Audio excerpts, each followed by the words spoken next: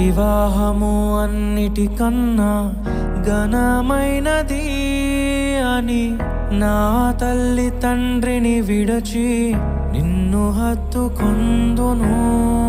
క్రీస్తు యేసు సంగమునకు శిరస్సైయుండులాగున నేను నా భార్యకు శిరస్సుగా ఉండెదను.